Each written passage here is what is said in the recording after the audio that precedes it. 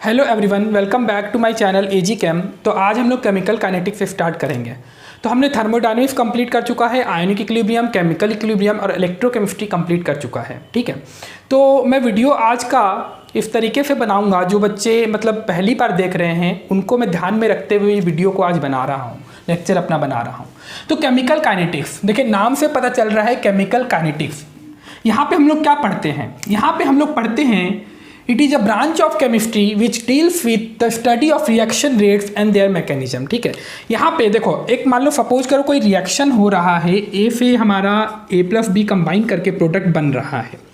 ठीक है, तो एक रिएक्शन जब होता है तो हमें किन किन चीज़ों की ज़रूरत पड़ती है, एक केमिस्ट को क्या क्या पता होना चाहिए रिएक्शन के बारे में। तो सबसे पहला आता है रिएक्शन की feasibility, whether the reaction will be feasible और नॉट। रिएक्शन की फिजिबिलिटी पहला कंसेप्ट आता है। तो ये हमें पता चलता है, फिजिबिलिटी हम प्रिडिक्ट कर सकते हैं, we can predict it from thermodynamics, जो मैं बता चुका हूँ आप लोग को। थर्मोडायनेमिक्स से आप पता कर सकते हैं। देखिए नोट्स अगर बनाना है तो बना लीजिएगा, बिल्कुल चैप्टर की स्टार्टिंग से पढ़ता रहा हूँ आप लोगों को। और रिएक्शन का एक्सटेंट ऑफ रिएक्शन, कितना रिएक्शन प्रोसीड हुआ है, वो हमें पता चलता है इक्विलिब्रियम से। एक्सटेंट ऑफ रिएक्शन आप पता कर सकते हैं इक्विलिब्रियम से, वो के की वैल्यू देख के हमें पता चलता है। ठीक है, और तीसरी चीज जब आती है स्पीड ऑफ रिएक्शन, कि किस रेट से रिएक्शन हमारा आगे बढ़ रहा है या किस रेट से रिएक्शन हमारा घट रहा है,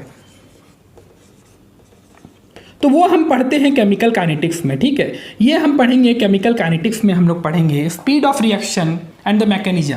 अच्छा, एक बात और बताना चाहता हूँ कि जब हम लोग पूछते हैं केमिकल काइनेटिक्स में हम लोग क्या पढ़ते हैं, तो मोस्टली स्टूडेंट्स बोलते हैं कि हम लोग रिएक्शन रेट्स बोलते हैं, रिएक्शन रेट्स को पढ़ते हैं।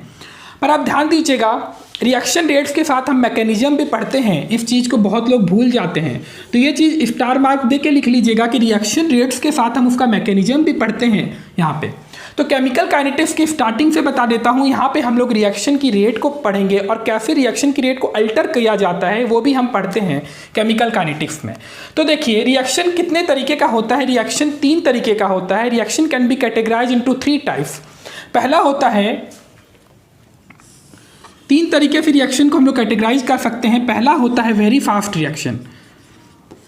तो हम लोग कौन सी रिएक्शन यहाँ पे पढ़ते हैं? हम लोग वेरी फास्ट रिएक्शन यहाँ पे नहीं पढ़ते हैं, क्योंकि इसका कोई इंपॉर्टेंस नहीं है।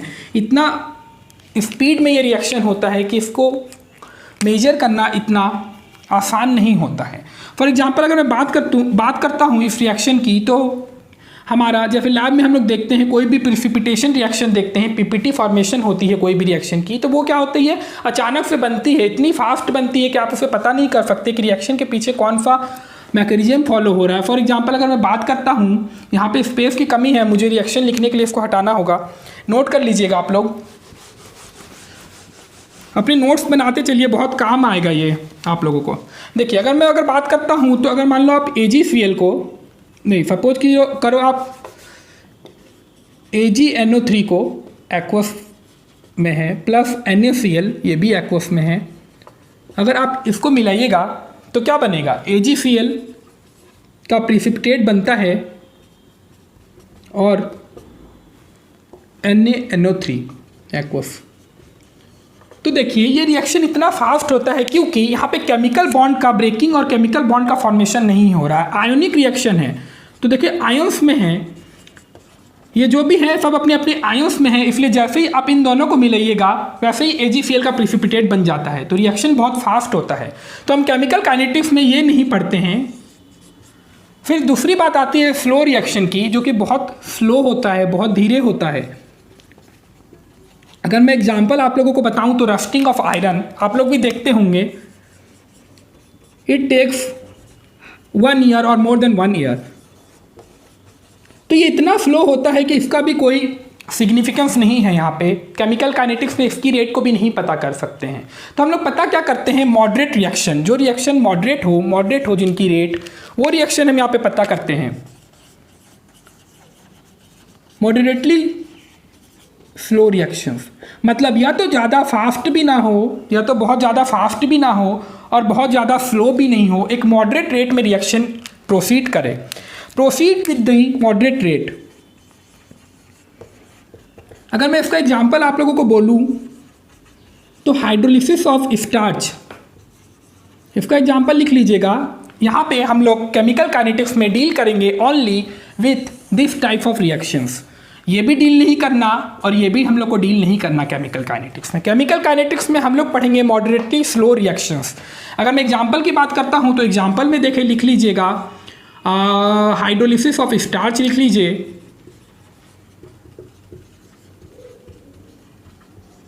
देखिए एक बात बताना चाहूँगा, मैं बिल्कुल एनसीईआरटी फॉलो कर रहा हूँ। मैं अभी तक जितना भी आप लोगों को पढ़ाया हूँ बिल्कुल एनसीईआरटी है। अगर आप लोग पढ़ेंगे तो आप लोगों को बोर्ड में तो फ़ायदा होगा ही, साथ में आप लोगों को एंट्रेंस में भी फ़ायदा होगा। क्योंकि कोई भी जेईई का पेपर आता है तो आप लोग भी जानते होंगे कि एनसीईआरटी का बहुत रोल है उसमें। अधिकतर क्वेश्चन एनसीईआरटी से ही फ्रेम होते हैं। तो हाइड्रोलिसिस ऑफ स्टार्च और इन्वर्जन ऑफ केन शुगर, ठीक है।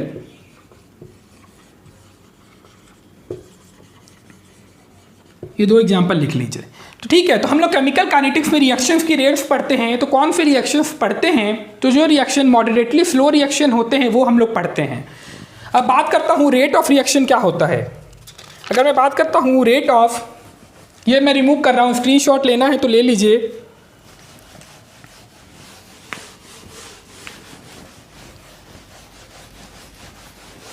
मैं बात करता हूँ rate of a chemical reaction, ठीक है। हेडलाइन लिखिए, रेट ऑफ केमिकल रिएक्शन।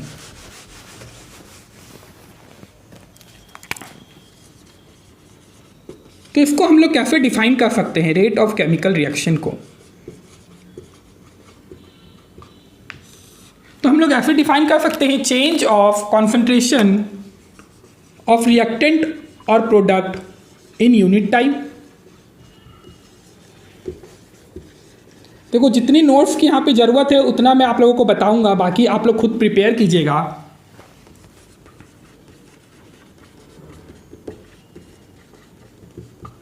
या आप ये भी बोल सकते हो, स्पीड और velocity through which the reaction takes place is known as rate of chemical reaction. या आप बोल लीजिए change of concentration of reactant in product in unit time, ठीक है। तो रेट को हम लोग एक्सप्रेस कर सकते हैं। देखो दो तरीके से होता है रेट को एक्सप्रेस करना। एक तो होता है क्वालिटेटिव, एक होता है क्वांटिटेटिव वे।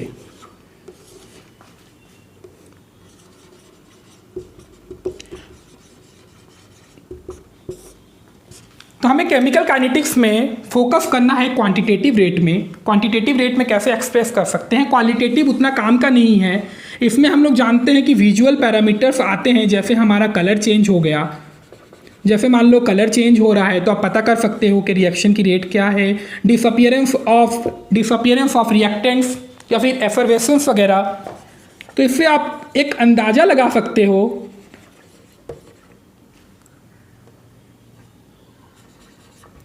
एफरवेसेंस वगैरह एक आप अंदाज़ा लगा सकते हो। It gives arbitrary conclusions about the rate of reaction. आपको एकदम एग्जैक्ट आइडिया नहीं लगेगा कि रिएक्शन की रेट कितनी है। तो ये हमें नहीं पढ़ना केमिकल काइनेटिक्स में, हमें क्वांटिटेटिव रेट पे फोकस करना है।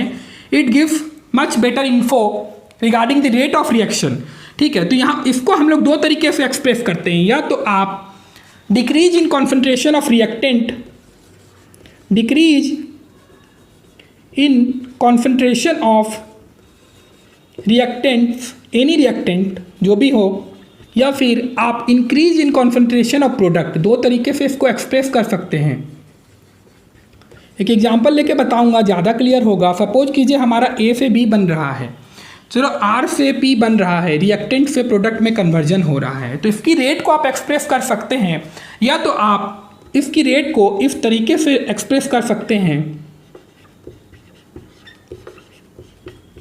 इक्वल्स टू, पॉजिटिव लगाना पड़ेगा, अभी बता रहा हूँ क्यों हम लोग लगा रहे हैं पॉजिटिव। देखिए रेट को एक्सप्रेस करने का दो तरीका है। या तो आप डिक्रीज इन कॉन्सेंट्रेशन के वे में एक्सप्रेस कीजिए, या आप increase in concentration of product की तरीके से एक्सप्रेस कर सकते हैं। तो देखो, और मैं बताता हूँ यहाँ पे माइनस साइन हम लोग क्यों ले रहे हैं। माइनस साइन ये, इसका ये मतलब नहीं कि रेट हमारी नेगेटिव है, इसका ये मतलब है कि कॉन्सेंट्रेशन ऑफ रिएक्टेंट डिक्रीज हो रहा है। ये माइनस साइन इंडिकेट कर रहा है कि हमारा जो रिएक्शन की कॉन्सेंट्रेशन है वो डिक्रीज हो रही है। अगर मान लो मैं बात करता हूँ आर इनिशियल और आर फाइनल की, तो देखो रिएक्टेंट की जब रेट डिक्रीज होगी तो आर फाइनल की वैल्यू कम होगी, मतलब डेल्टा आर अगर बात करते हैं तो वो नेगेटिव होगा delta R. Delta R negative होगा क्योंकि आर फाइनल की वैल्यू कम है। तो मान लो ये नेगेटिव हो रहा है तो नेगेटिव नेगेटिव मिलके पॉजिटिव हो जाएगा, इसीलिए हम लोग यहाँ पे एक नेगेटिव साइन को लगा देते हैं ताकि रेट हमारी पॉजिटिव हो। रेट कभी भी नेगेटिव नहीं होती, ये कंफ्यूज मत होइएगा कि रेट नेगेटिव है। यहाँ पे rate never be negative, it indicates only that concentration of reactant decreases. ठीक है, बस इतना ही है यहाँ पे कि हम लोग इस तरीके से रेट को एक्सप्रेस कर सकते हैं। थोड़ा आगे बढ़ते हैं। अगर मान लो तुम्हारा स्टोइकोमेट्रिक कोफिशिएंट रिएक्टेंट और प्रोडक्ट का सेम है, दो कंडीशंस आती हैं यहाँ पे, दो कंडीशन है। पहली कंडीशन है कि रिएक्टेंट और प्रोडक्ट का स्टोइकोमेट्रिक कोफिशिएंट सेम है। ठीक है, स्टोइकोमेट्रिक कोफिशिएंट सेम है। जैसे मान लेता हूँ, एक एग्जांपल मैं लेता हूँ, मैं मान लेता हूँ Hg प्लस Cl2। मान लो ये रिएक्शन में ले लिया हूँ। ठीक है, तो यहाँ पे देखो 1:1:1:1:1 रेशियो में है। ठीक है, तो स्टोइकोमेट्रिक कोफिशिएंट रिएक्टेंट और प्रोडक्ट का सेम है। तो यहाँ पे हम लोग रेट कैसे लिखते हैं, यहाँ पे आप रेट ऐसे लिखिए। देखिए ये रिएक्टेंट है तो माइनस साइन लगाना पड़ेगा ताकि कॉन्सेंट्रेशन डिक्रीज हो रही है पता चले हमें। आप रेट को ऐसे लिखिए, और ये बहुत इंपॉर्टेंट है। आज के लेक्चर का सबसे इंपॉर्टेंट पार्ट ये है कि कैसे आप रेट को एक्सप्रेस कर रहे हैं। बहुत सारे पेपर में पूछा गया है और बहुत स्कोरिंग है ये रेट को लिखना। देखिए इस तरीके से आप एक्सप्रेस कीजिए। दूसरी कंडीशन आती है when stoichiometric coefficient is not same, अलग होते हैं। अगर मैं बात करता हूँ HI, मैं बात करता हूँ H2 प्लस I2 2HI, तो यहाँ पे देखो स्टोइकोमेट्रिक कोफिशिएंट रिएक्टेंट और प्रोडक्ट का सेम नहीं है। इसका मतलब HI का जो फॉर्मेशन हो रहा है और H2 और I2 का जो डिकम्पोजिशन हो रहा है, मतलब H2 I2 जो मिल के HI बना रहे हैं, तो इसकी रेट ट्वाइस है एज कम्पेयर टू दिस। देखो 1 मोल ऑफ इसका खर्चा होगा, 1 मोल इसका खर्चा होगा, तो इसके 2 मोल बन रहे हैं। मतलब अगर हम यहाँ पे रेट लिखते हैं, देखो मान लो अगर तुम ये रेट लिखोगे तो यहाँ पे गलत हो जाएगा तुम्हारा। अगर मान लो तुम ये रेट लिख देते हो यहाँ पे, ठीक है, सपोज करो तुम ये रेट लिख रहे हो, तो ये तुम्हारा गलत होगा क्योंकि HI की रेट बनने की इन दोनों के कंपेयर में अलग है। तो to get unique value of rate of reaction we just divide the rate change in rate of reaction by stoichiometric coefficient. जो भी स्टोइकोमेट्रिक कोफिशिएंट है उसके स्टोइकोमेट्रिक कोफिशिएंट से rate change in rate of reaction को divide कर दीजिए तो आपका रेट सही होगा। मतलब ये तुम्हारा बिल्कुल सही है। HI का जो फॉर्मेशन है वो ट्वाइस है I2 के डिक्रीज करने के लिए और H2 का। ठीक है, अगर मैं कोई हाइपोथेटिकल रिएक्शन ले लेता हूँ, कोई जनरल रिएक्शन अगर मैं लेता हूँ, ठीक है,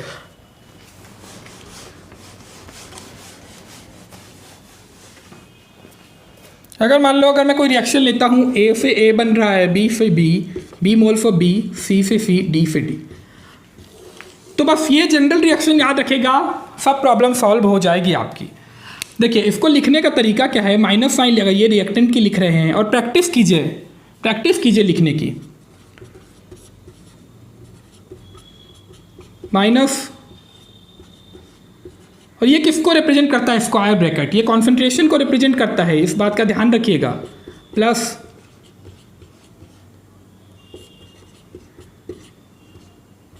इक्वल्स टू प्लस डी। देखिए जितने भी स्टोइकोमेट्रिक कोफिशिएंट है, a small b small c small d, सबको डिवाइड कर दिए हैं। अब ये रेट बिल्कुल यूनिक रेट आ गई है, अब इक्वल है। अगर मान ले आपसे कोई पूछ लिया जाए पेपर में किस तरीके से रहेगा, पूछ लिएगा rate of disappearance of a, तो आप rate of disappearance of a की जगह में ये लिख सकते हैं, a को इधर लेके चले जाइए तो a बाई बी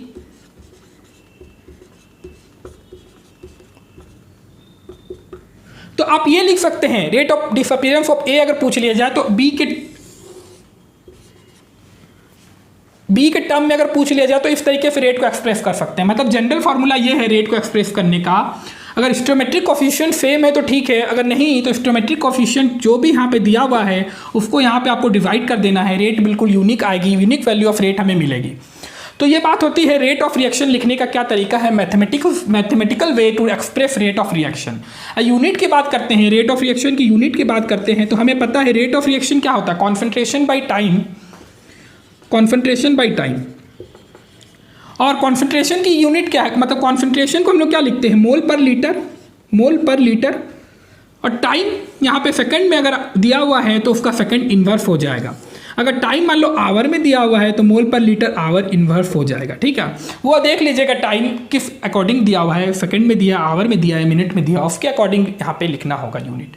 अगर मान लो तुम्हारा गैसियस प्रोडक्ट है, गैसियस रिएक्टेंट है, गैसियस रिएक्शन हो रहा है, तो वहाँ पे कॉन्सेंट्रेशन एटीएम में एक्सप्रेस की जाएगी। तो एटीएम पर सेकेंड लिख सकते हो, एटीएम पर मिनट लिख सकते हो। तो वो यूनिट चेंज होती है बाई लुकिंग एट कि whether the reaction will be in gaseous phase और इन लिक्विड और सॉलिड फेज, ठीक है। तो ये पूरा इंट्रोडक्शन पार्ट है केमिकल काइनेटिक्स का। आज का लेक्चर यहाँ पे ख़त्म करूँगा। आई होप कि आप लोगों को अच्छे से समझ में आया होगा। बिल्कुल मैंने ग्राउंड लेवल से स्टार्ट किया है, बिल्कुल। तो ठीक है, आज का लेक्चर यहाँ पे ख़त्म करते हैं, फिर इसके न्यूमेरिकल्स भी प्रैक्टिस करेंगे। बिल्कुल एकदम कुछ भी कंसेप्ट नहीं छूटेगा चैप्टर का, सब कुछ कंप्लीट होगा। तो ठीक है, वीडियो पसंद आए तो लाइक शेयर और सब्सक्राइब कीजिएगा। फिर मिलते हैं अगले लेक्चर में।